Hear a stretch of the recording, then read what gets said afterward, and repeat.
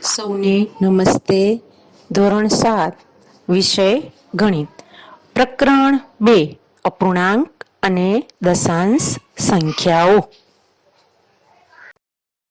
અપૂર્ણાંક અને દશાંશ સંખ્યામાં આપણે અપૂર્ણાંકોના સરવાળા અને બાદબાકી જોયા હતા. આજે આપણે અપૂર્ણાંકના ગુણાકાર જોઈશું. તેમાં પણ અપૂર્ણાંકનો પૂર્ણ સંખ્યા સાથેનો ગુણાકાર, તેમાં આકૃતિ દ્વારા ચિત્રાત્મક રજૂઆત કેવી રીતે થાય છે તથા દાખલા આપેલા હોય તો તેમાં પણ અપૂર્ણાંક અને પૂર્ણ સંખ્યાનો ગુણાકાર કેવી રીતે કરવાનો. સ્વાધ્યાય 2.2 માં પહેલો અને બીજો દાખલો ચિત્રાત્મક રજૂઆત છે, જ્યારે ત્રીજો દાખલો છે તે આપણે ગુણાકારના દાખલા કરશું. ત્યારબાદ બીજું આપણે અપૂર્ણાંક સંખ્યાનો અમુક ભાગ તરીકે અહીં તમને આપ્યું હશે અપૂર્ણાંક કેટલામો ભાગ તે શીખશું. અને આવા દાખલા સ્વાધ્યાય 2.2 માં ચોથો દાખલો છે જે ચિત્રાત્મક રજૂઆત કરવાની છે અને દાખલા નંબર 5. તો ચાલો આપણે અપૂર્ણાંકનો પૂર્ણ સંખ્યા સાથેનો ગુણાકાર શરૂ કરીએ.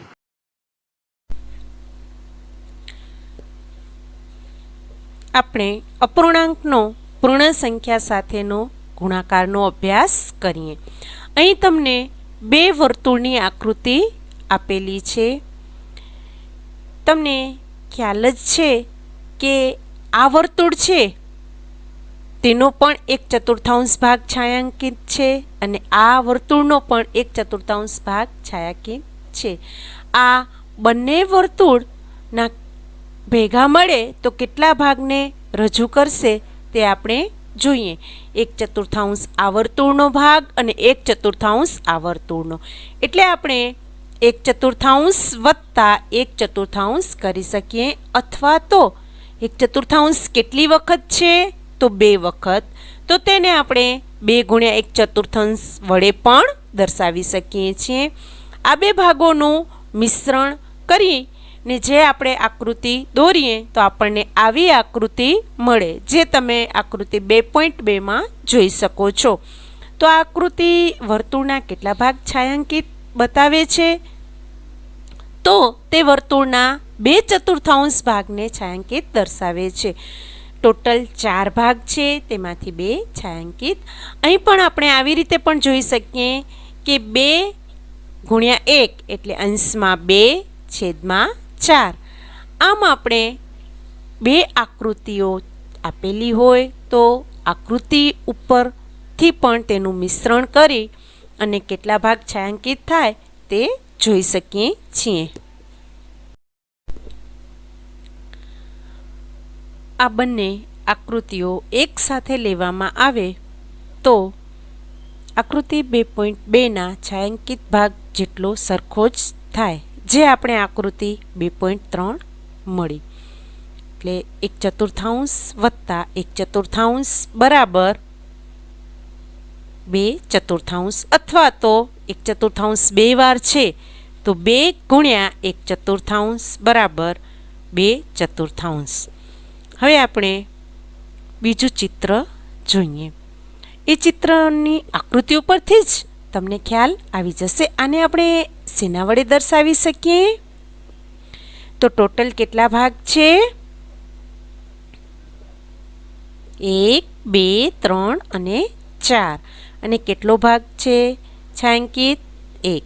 તો 1/4 વત્તા 1/4 વત્તા 1/4, 3 વખત સરખી જ આકૃતિ છે. એટલે આપણે 3 વખત 1/4 વત્તા 1/4 વત્તા 1/4 કરી શકીએ, અથવા તો 3 ગુણ્યા 1/4. તો તમને તરત જ ખ્યાલ આવી જશે કે કેટલા ભાગ છાયાંકિત છે? 3. એટલે જવાબ આવશે આપણી પાસે 3/4, જે તમે જોઈ શકો છો. આમ આપણે આકૃતિ દ્વારા પણ સરવાળો કે ગુણાકાર કરી શકીએ છીએ, એક પૂર્ણાંક અને અપૂર્ણાંકનો. હજી પણ વધુ આકૃતિ આપણે સમજીએ. અહીં આકૃતિ આપેલી છે, 3 આપેલી છે. જોઈએ આપણે 1, 2, 3 4 5 6 7 8 9. તો આ આકૃતિને આપણે 2/9 કહી શકીએ ને. આ પણ એવી જ છે 2/9 અને આ પણ 2/9. ટોટલ આકૃતિ 1 2 અને 3 છે. તેથી 3 ગુણ્યા 2/9 એટલે 3 ગુણ્યા 2 એટલે કેટલા થશે? 6. 6/9. તો આકૃતિ આપણને આવી રીતે રજૂ કરી શકીએ. એટલે અથવા તો તમે લોકો 2/9 વત્તા 2/9 વત્તા 2/9 એમ પણ કરી અને 6/9 એવી રીતે રજૂ કરી શકો છો. તમને લોકોને આકૃતિ ઉપરથી જ સરવાળો કરવાનો હોય તો સરળતાથી કરી શકો. અને સરવાળો કરી અને તમને એમ પણ સૂચના આપેલી હોય કે આકૃતિ દ્વારા રજૂઆત કરો તો તેની રજૂઆત આવી રીતે આપણે કરી શકીએ. હવે આપણે 3 ગુણ્યા 1/2 જોઈએ. તો 3 ગુણ્યા 1/2 અર્થ શું થાય કે 1/2 કેટલી વખત લખવાના છે? આપણને 3 વખત. 1/2 વત્તા 1/2 વત્તા 1/2. આપણે અપૂર્ણાંકોના સરવાળામાં ભણી ગયા છીએ કે જ્યારે પણ છેદ સરખા હોય ત્યારે અંશનો સરવાળો કરવાનો. એટલે 1 વત્તા 1 વત્તા 1/2 એટલે 3/2. અથવા તો નીચે 3 ગુણ્યા 1/2 એટલે 3 ગુણ્યા 1/2. આપણે બંનેમાંથી કોઈ પણ રીતે કરી શકીએ છીએ. તેવી જ રીતે તમને 2/3 ગુણ્યા 5 આપેલા હોય એટલે 1 અપૂર્ણાંક ગુણ્યા 1 પૂર્ણાંક. અહીં ખાસ ધ્યાન રાખજો, ક્રમનું મહત્વ નથી. પહેલા અપૂર્ણાંક આપ્યો હોય કે પહેલા પૂર્ણાંક આપ્યો હોય, પરંતુ ગુણાકાર સરખો જ થશે. અહીં 2 ગુણ્યા 5 અંશમાં આવશે અને નીચે 3 એટલે 5 દુ 10, 10/3. અહીં કેવો અપૂર્ણાંક આવશે? અશુદ્ધ અપૂર્ણાંક. એવી જ રીતે 3 ગુણ્યા 2/7 આપ્યા હોય, 4 ગુણ્યા 3/5 આપ્યા હોય તો આપણે સરળતાથી કરી શકીએ. આપણે અત્યાર સુધી જે અપૂર્ણાંક જોયા જેમ કે 1/2, 2/3, 2/7 અને 3/5, આ બધા આપણે અપૂર્ણાંકો જોયા તે બધા જ શુદ્ધ અપૂર્ણાંક હતા.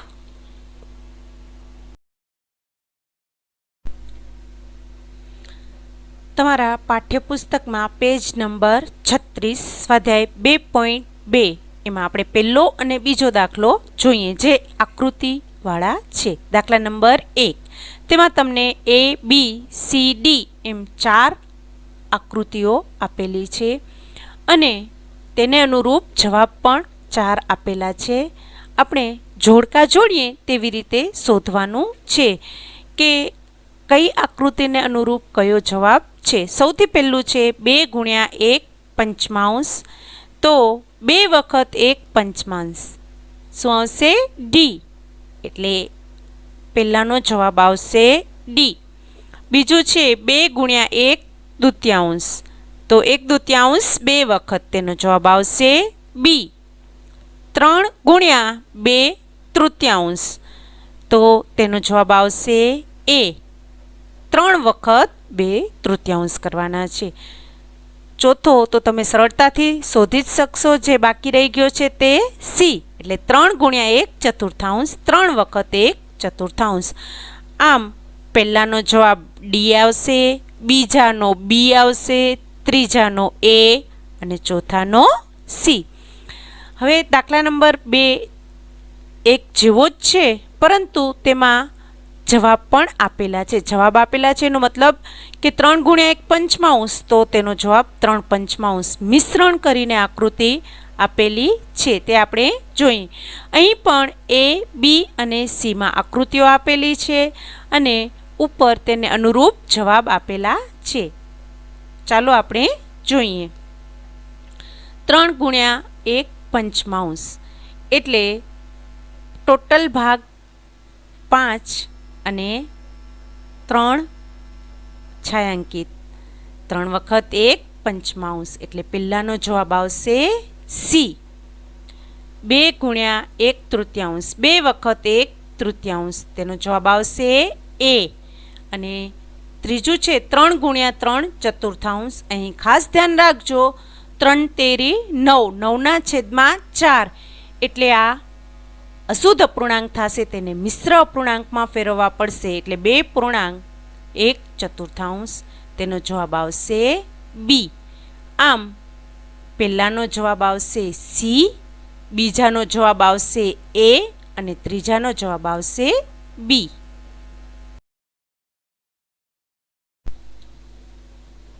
હવે આપણે અપૂર્ણાંક સંખ્યાનો ભાગ તરીકે કેમ રજૂ કરાય તે જોઈએ. અહીં એક આકૃતિ આપેલી છે. તમે જોઈ શકો છો કે આકૃતિનો દરેક ભાગ, દરેક છાંયાંકિત ભાગ 1/1/2 ભાગ રજૂ કરે છે અને 3 છાંયાંકિત ભાગ ભેગા મળી અને 3/1/2 ભાગ રજૂ કરે છે. આ ત્રણેય છાંયાંકિત ભાગ જો આપણે ભેગા કરીએ તો તે 1.1/2 દર્શાવે છે, એટલે કે 3/2 એવું દર્શાવે છે.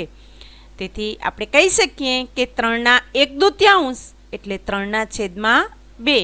જો આપણે અપૂર્ણાંકોનો પૂર્ણાંક સાથે ગુણાકાર કરતા હતા ને, તેમાં પણ 1/2 ગુણ્યા 3 3 વખત 1/2 છે ને, તો 1/2 ગુણ્યા 3 આપણી પાસે જવાબ આવશે 3/2. હવે આ અશુદ્ધ અપૂર્ણાંક છે તેને મિશ્ર અપૂર્ણાંકમાં ફેરવશું તો 1.1/2 થશે. આમ આપણે જોઈએ છીએ કે અપૂર્ણાંકનો ભાગ ગુણાકાર સૂચવે છે, એટલે કે આપણે કોઈ પણ સંખ્યાનો આટલો ભાગ એમ આપ્યું હોય તો એ સંખ્યા સાથે ભાગનો ગુણાકાર કરવાનો. આપણે એક ઉદાહરણ સમજીએ. ફરીદા પાસે 20 લખોટી છે. રેશમા પાસે ફરીદા કરતાં 1/5 ભાગની લખોટીઓ છે. આ 1/5 ભાગ એ ગુણાકાર સૂચવે છે. તો રેશમા પાસે કેટલી લખોટી હશે? તો આપણે જાણીએ છીએ કે 9 ભાગ એ ગુણાકાર સૂચવે છે. તેથી રેશમા પાસે ફરીદા કરતાં 1/5, ફરીદા પાસે કેટલી છે? 20, તો 20/1/5 ભાગ બરાબર 4 લખોટી હશે. તેવી રીતે કોઈ પણ સંખ્યા આપેલી હોય તેનો ભાગ શોધવો હોય તો ગુણાકાર કરવાનો. દાખલા તરીકે 16/1/2મો ભાગ, તો 16 ગુણ્યા 1/2 અથવા તો 1/2 ગુણ્યા 16 એટલે એનો 1/2 ભાગ એટલે 8. તમારા પાઠ્યપુસ્તકમાં પેજ નંબર 37, દાખલા નંબર 4. હવે આપણને ચિત્ર આપેલું છે, તેમાં અમુક ભાગ છાંયાંકિત કરવાનો છે. તો હમણાં જ આપણે જોયો કે જેટલો ભાગ છાંયાંકિત કરવાનો હોય તેટલા સાથે ગુણાકાર કરવાના. દાખલા નંબર 4 છાંયાંકિત કરો. પેલું ચિત્ર નંબર 1 1/2 ભાગમાં. તો ટોટલ વર્તુળ જોવાના. ચિત્રમાં કેટલા આપેલા છે?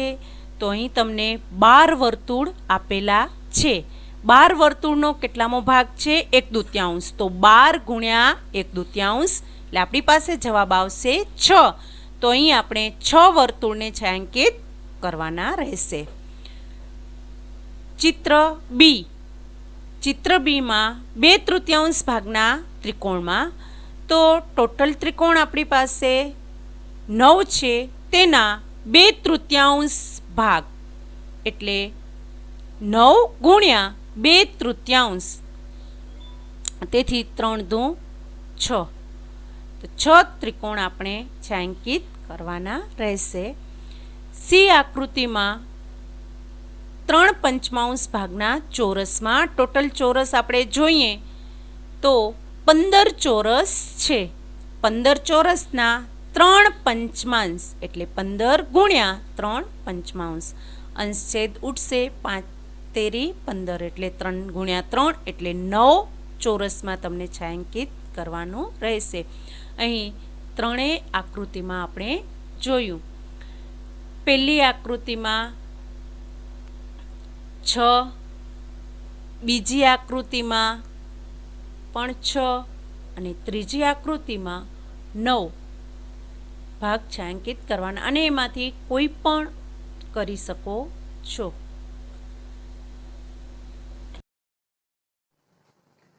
અપૂર્ણાંકનો પૂર્ણાંક સંખ્યા સાથે ગુણાકાર. હવે તમને ખ્યાલ જ છે કે અપૂર્ણાંક ગુણ્યા પૂર્ણાંક કરીએ અથવા પૂર્ણાંક ગુણ્યા અપૂર્ણાંક કરીએ એક જ થાય. 2 ગુણ્યા 3 કરીએ કે 3 ગુણ્યા 2 કરીએ, જેમ 6 જ જવાબ આવે પૂર્ણાંકનો પૂર્ણાંક સાથે, તેવી રીતે અપૂર્ણાંક સાથે કરવાથી પણ ક્રમનું મહત્વ નથી. તો અહીં તમારી પાસે સ્વાધ્યાય 2.2 માં દાખલા નંબર 3 નો 7મો દાખલો. એમાં તમને આપેલું છે 11 ગુણ્યા 4 ના છેદમાં 7. તો અહીં એક સંખ્યા પૂર્ણાંક છે અને એક અપૂર્ણાંક છે. એટલે પૂર્ણાંક અને અપૂર્ણાંકનો ગુણાકાર જ્યારે પણ આપેલો હોય, જો અહીં પૂર્ણાંક સંખ્યા છે એના છેદમાં કાંઈ જ નથી એટલે અંશ જ છે, એટલે અંશનો ગુણાકાર અંશ સાથે કરી 11 ગુણ્યા 4 છેદમાં 7.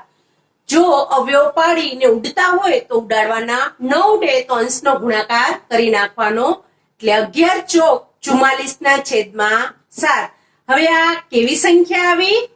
અશુદ્ધ અપૂર્ણાંક. જ્યારે પણ અશુદ્ધ અપૂર્ણાંક આવે ત્યારે તેને મિશ્ર અપૂર્ણાંકમાં ફેરવી નાખવાના. તો અહીં તમને 7 એકાનો પાડો બોલી ને 7 છક 42 થાય, તો 7 છક 42, 42 ને 2 44. એટલે આપણી પાસે જવાબ આવશે 6 પૂર્ણાંક 2 ના છેદમાં 7. આવી રીતે ગુણાકાર કરવામાં આવે છે. આપણે હજી પણ એક ઉદાહરણ આવું જોઈએ. 20 ગુણ્યા 4 પંચમાંશ. તો અંશનો ગુણાકાર 20 સાથે 20 ગુણ્યા 4 છેદમાં 5. હવે જો અહીં તમે જોઈ શકો છો કે 20 ના અવયવ પાડશું તો 5 સાથે ઉડશે. 4 પચ્ચા 20 એટલે 5 ઉડી ગયા. એટલે અંશમાં આપણી પાસે 4 ગુણ્યા 4 રહ્યા, જ્યારે છેદમાં કંઈ પણ નથી એટલે 4 ચોક 16. અહીં તમે આવી રીતે કરી શકો છો. જો અશુદ્ધ પૂર્ણાંક આવે તો તેને મિશ્ર પૂર્ણાંકમાં ફેરવી નાખવાના, અને અહીં તો સીધી પૂર્ણાંક સંખ્યા જ આપણી પાસે આવી ગઈ છે. ખ્યાલ આવે છે ને કે એક પૂર્ણાંક અને એક અપૂર્ણાંક આપ્યો હોય ત્યારે આવી રીતે ગુણાકાર કરવાના છે. તમે દાખલા નંબર 3 ના બીજા બધા જ દાખલા કરશો તો સરળતાથી થઈ જશે. ત્યારબાદ દાખલા નંબર 5 છે, શોધો. તમને આપેલું છે કે દરેકના આટલા ભાગ શોધવાના છે. તમને ભાગ એમ શબ્દ આપેલો હોય કે દરેકના 2/3 ભાગ શોધો, તો એવી રીતે અથવા સીધું આમ જ આપેલું હોય 18 અને 27 દરેકના 2/3. એનો મતલબ કે 18 ગુણ્યા 2/3 અને 27 ગુણ્યા 2/3, જે આપણે ઉપર જ જોયું છે. એક પૂર્ણાંક સંખ્યા અને એક અપૂર્ણાંક સંખ્યા. તો સૌથી પહેલા આપણે 18 નું જોઈએ. તો 18 ગુણ્યા 2/3, 18 ગુણ્યા 2 અંશમાં છેદમાં 3. આપણે 3 એકાનો પાડો બોલીએ તો 3 છક 18 એટલે 3 ઉડી જશે. અંશમાં આપણી પાસે 6 ગુણ્યા 2 એટલે 12 આવ્યા. એવી જ રીતે આપણે 27 ના 2/3 કરવાના છે. તો 27 ગુણ્યા 2 અંશમાં અને છેદમાં 3, 9 તેરી 27. તેથી અંશમાં આપણી પાસે 9 ગુણ્યા 2 રહેશે, 9 દૂ 18. આમ આનો જવાબ 18 આવે છે. ડી 20 અને 35 ના 4 પંચમાંશ ભાગ. તો એવી જ રીતે પેલા પૂર્ણાંક છે 20 અને ગુણ્યા અપૂર્ણાંક 4 પંચમાંશ. 4 પચ્ચા 20, તો ઉપર 4 ગુણ્યા 4 રહ્યા તો 4 ચોક 16. 35 ના 4 પંચમાંશ, તો 35 ગુણ્યા 4 ના છેદમાં 5. અહીં પણ 7 પચ્ચા 35 એટલે અંશમાં આપણી પાસે 7 ગુણ્યા 4 રહેશે એટલે 7 ચોક 28. આમ આપણે દરેક પૂર્ણાંક સંખ્યાના અપૂર્ણાંક ભાગ શોધી શકીએ છીએ. તમારું આજનું હોમવર્ક છે સ્વાધ્યાય 2.2 ના દાખલા નંબર 1 થી 5. સાથે સાથે વચ્ચે જે પ્રયત્ન કરો આવતા હોય કે જે રીત આપણી થઈ ગઈ છે તે પ્રયત્ન કરો, પણ આપણને નોટમાં કરવાના રહેશે.